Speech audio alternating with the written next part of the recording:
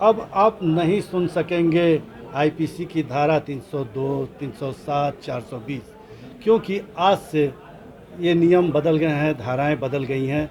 अब जहां आईपीसी सुनते थे आप, वहां पर अब सुनेंगे भारतीय न्याय संहिता।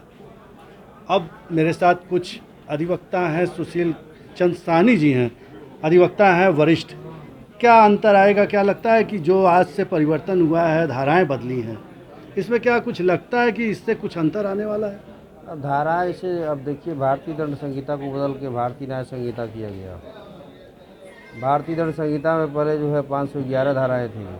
अब उसमें भारतीय दंड संहिता में तमाम धाराओं का निरसन किया गया, समाप्त किया गया। उसमें आपकी 358 धाराएं हो गई। और दंड प्रक्रिया संहिता, जिसको हम लोग बोलते थे CRPC, उसको बदल के किया गया भारतीय नागरिक सुरक्षा अधिनियम। उसमें कुछ धाराएं बढ़ाई गई, 500 कुछ धाराएं हुई, जबकि पहले दंड प्रक्रिया संहिता में 484 धाराएं थी।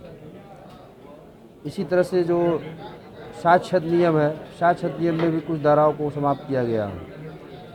तो ओवरऑल धाराओं का परिवर्तन तो हुआ है। कुछ धाराएं भारतीय न्याय संहिता में ऐड की गई है नए तरीके से, लेकिन व्यवहारिक तौर पे देखा जाए तो जैसे सबसे ज़्यादा ज़रूरत है कि जितनी संख्या होती है उसके अनुपात में जजों की नियुक्ति, न्यायाधीशों की नियुक्ति होना, और प्लस जो अधिवक्ता हमारे LLB कर रहे हैं या जो अधिवक्ता इस विधि के क्षेत्र में हैं, वकालत कर रहे हैं, इनको दक्ष होना सबसे ज़्यादा ज़रूरी है। अब जैसे देखिए, आप बेसिक चीज़ आप जानेंगे, जैसे न्यायपालिका में जो जजेज महोदय आते हैं, जैसे हम ही लोग के समाज से लोग जाते हैं, वकील भाई ही जो LLB लॉ ग्रेजुएट होता है या वकालत करता है, वही जुडिशरी में जाता है। किसी का इंटरेस्ट होता है क्रिमिनल में, किसी का इंटरेस्ट होता है सिविल में। बहुत बड़ी चीज़ बता रहा हूँ आपको। अब मान लीजिए हम ही हैं, अगर हम जज हुए हैं तो हम सिविल का काम नहीं कर पाएंगे केवल क्रिमिनल का। तो जब भी सिविल के काम में हमको थोपा जाएगा तो सिविल का काम लिंगर होगा। उसी तरह से कोई वकील साहब अगर मान लीजिए सिविल में बेसिकली इंटरेस्ट रख रहे हैं और सिविल से वो चले जा रहे हैं क्रिमिनल, जज बन जा रहे हैं, तो क्रिमिनल में उनका इंटरेस्ट नहीं होगा।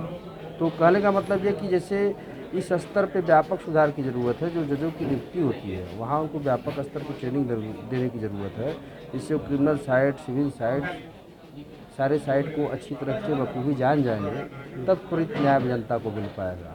यहाँ तो अंडर ट्रेनिंग लोग आते हैं, 4-4 साल 5-5 साल तक उन लोग को जानकारी नहीं रहती है। पुराने कानून में जानकारी नहीं थी। जो नियम बदले गए हैं, जो कानून बदले गए हैं, क्या उनसे कोई प्रभाव पड़ेगा कि सेम चीज़ें हैं? जो मतलब अगर कहा जाए तो कुछ धाराएं बढ़ा दी गई हैं और कुछ धाराओं के नंबर चेंज किए गए हैं, अगर कहा जाए तो जैसे 420, 307 था, उसको कुछ और नंबर दिया गया। कुल मिला के कहा जाए धाराओं का जैसे परिवर्तन कर दिया गया जी। जैसे धाराएं पहले कुछ और कही जा रही थी, अब वर्तमान में कुछ और कही जाएंगी। पनिशमेंट और कंटेंट जो उनके थे उन धाराओं में, वो नहीं बदले हैं, वो तो सेम है, हूबहू है। कुछ नई धाराएं जरूर भारतीय न्याय संहिता में ऐड हुई हैं, जो ऑफेंस के रूप में ऐड हुई, अपराध के रूप में ये परिवर्तन हुआ है। लेकिन जनता को, वादकारी को अंतिम न्याय देने के लिए ज़रूरी है कि जजेस से लेकर अधिवक्ता सभी की संयुक्त ट्रेनिंग हो। और जैसे आप लोग बहुत अरसों से कहते चले आ रहे थे कि जज महोदय धारा 300, जज बोलते थे 307, 302, 300 इसके, लेकिन अब जो है उनको कुछ दिनों के तो के लिए परेशानी माना जाए तो? अरे परेशानी तो सबके लिए है। 1 जुलाई के पहले जो अपराध हुए हैं जी, और 1 जुलाई के पहले जो ट्रायल हो रहे हैं वो पुरानी व्यवस्था से होंगे जी। 1 जुलाई से आज से जो अपराध घटित होंगे, जिनका विचारण न्यायालय आज से संज्ञान करेगी, उसके विचारण जो है नए तरीके से होंगे। तो समस्याएं तो बहुत आएंगी, दोनों तरफ आएंगी, जजेस को भी आएंगी, अधिवक्ता को भी आएंगी।